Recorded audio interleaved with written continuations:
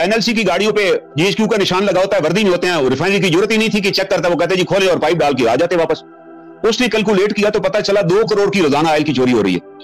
उस मेजर साहब ने जाके रेड किया, उन्हें बंदे अरेस्ट किए इंटीरियर सिंध में जहां जहां उनकी गाड़ियां खड़ी होती थी, और सारे बंदे अरेस्ट करके उन्हें एफआईआर दर्ज कराई। उसके बाद वो जो ऑयल माफिया था, मेजर साहब को नहीं पता था ऑयल माफिया का कि कितना बड़ा, उस पर प्रेशर आया, उसने कहा मैंने एफआईआर दे दी है, इसमें जो एनएलसी के अफसर हैं उनके खिलाफ भी मैंने दे दिया, जो जीएसक्यू पकड़े गए उनके खिलाफ भी दे दिए गए। तो इतने में डीजी एनएलसी थे मेजर जनरल जहीर, उन्होंने एनएलसी हेडक्वार्टर विजिट किया, उन्होंने कराची में, उन्होंने बताया कि सर ये हो रहा है, यहाँ ऑयल चोरी हो रहा है रोजाना 2 करोड़ का, और ये जो गाड़ियां खरीदी गई हैं इसमें भी गलत इनवाइसेस दी गई हैं, हर गाड़ी में गवर्नमेंट को 20-20 लाख का नुकसान हुआ। तो उन्होंने कहा मैं कार्रवाई करूंगा। तो कुछ दिन जब कार्रवाई नहीं हुई तो उनको पता चला एक और उन्हें कोई वहां जुर्म किया, तो उसको बताने के लिए वो फौरन पिंडी आए और डीजी एनएलसी को जाकर मिले कि सर ये एक नई कार्रवाई वहां पर हो गई है। डीजी एनएलसी ने देखा और उसने कहा कि साथ अपने अफसर को भेजा कि आप इसके साथ कराची जाओ, वहां से एविडेंस कलेक्ट करो, हम कार्रवाई करेंगे। वो जैसे ही एयरपोर्ट पे उतरे और बाहर निकले तो वो जो 7 अफसर था उसने उसको अरेस्ट कर लिया, उसके सर के ऊपर ब्लाइंड फोल्ड किया, उसे ब्लाइंड फोल्ड के उसको लापता कर दिया मेजर को, और नतीजतन मेजर साहब को ले जाके अपने उन्हें किसी सेल में डाला। उसको इतना टार्चर किया गया कि तुम्हें जब बता दिया गया था कि तुमने इस पे बस एफआईआर करा दिया, अब आराम करो, why you went to the DG, DG नहीं बंदे भेजे थे साथ, और उसमें उसको इतना टार्चर किया गया कि ही लॉस्ट हिज सेंसेस।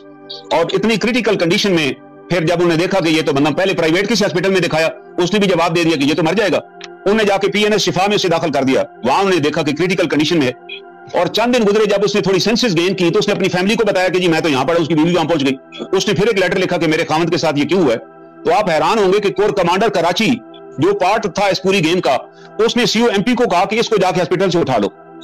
सीओएमपी ने कहा कि सर वो हॉस्पिटल में दाखिल है, मैं कैसे उठा सकता हूँ। कर्नल साहब कौन सा कोर कमांडर?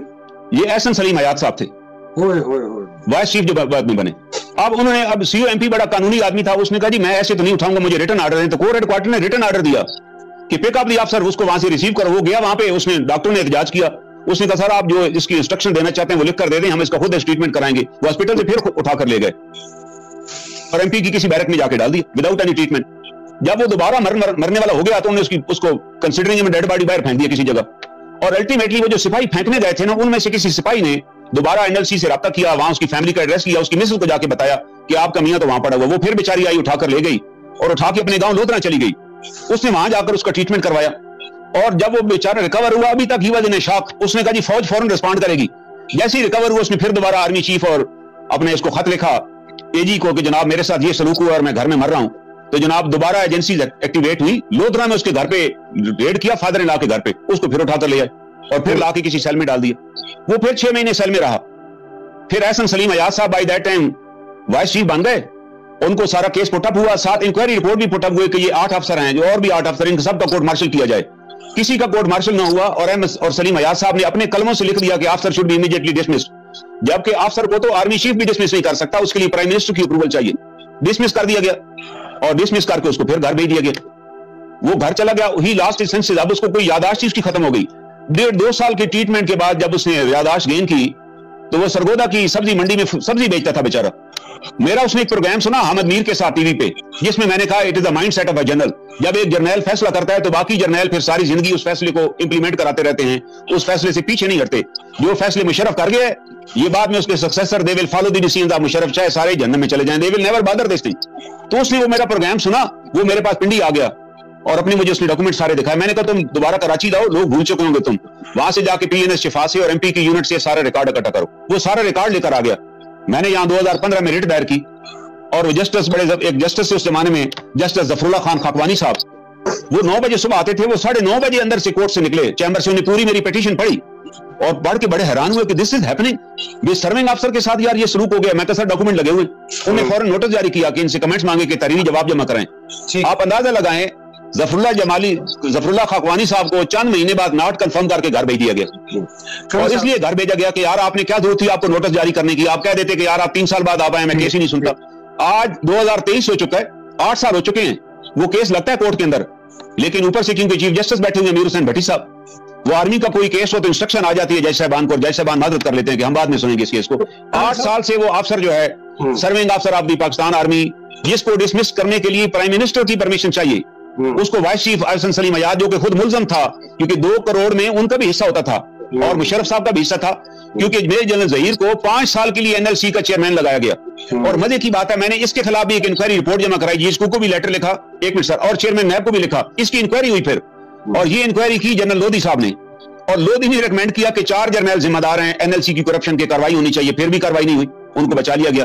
چیئرمین نیب نے بھی کرن صاحب ہمیں تو ایک بڑی کلیئر بات سمجھ آ گئی آپ کے اس بیانیے سے. پہلے یہ چھپے چھپے ہوتے تھے, اب یہ کھل کے آ گیا کہ نہ یہ فوج کی جو ہائی کمانڈ ہے اور یہ نہ یہ فیسسٹ ہے, ٹوٹلیٹیرین ہے, ایک ظالم ہے, ایک قبضہ گروپ ہے, لیکن یہ اس سے بڑھ کر ان کی کرپشن کی حد انتہا یہ ہے کہ یہ اپنے بھائیوں کو جو کہ ان کے ساتھ پیٹی بند بھائی ہیں, اگر وہ ان کے خلاف آواز اٹھاتے ہیں تو یہ ان کو بھی نہیں چھوڑیں گے. تو میں آج کی نشست اگر آپ اجازت دیں ادھر پوز کروں گا.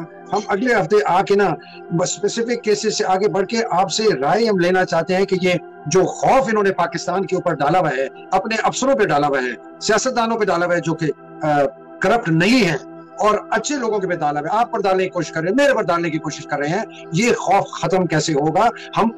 میں اس کی طرف جانا چاہتا ہوں کرن صاحب آپ سے. انشاءاللہ ختم ہوگا. میں آخری بات کرنے سے پہلے حضرت علی کرم اللہ وجہہ کا ایک لیٹر ہے, یہ بتانا چاہوں گا آج تاکہ بات اس پہ کنکلوڈ ہو جائے.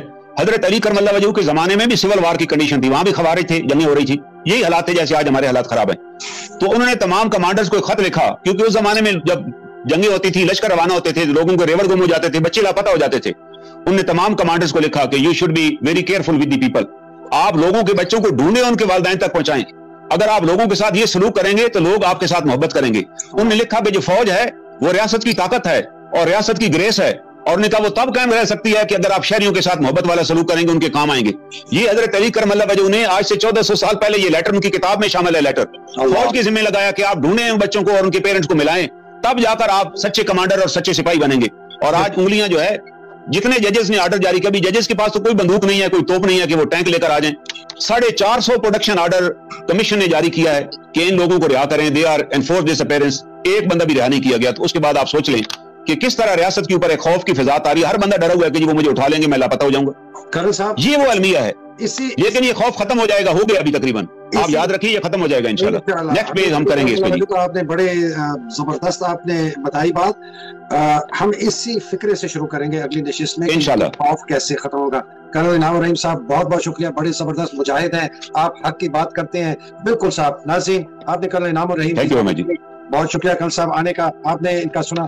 اللہ سبحانہ تعالیٰ کرنل انعام الرحیم جیسے مجاہدوں کو اپنے حفظ و امان میں رکھے, ایسے اور مجاہد پیدا کرے. پاکستان کی حقیقی آزادی کی جنگ لڑنے والے, رول آف لا کے جو لڑ رہے ہیں, ان کو حفظ و امان میں رکھے. پاکستان زندہ باد, پاکستان پائندہ باد. الہی آمین. السلام علیکم.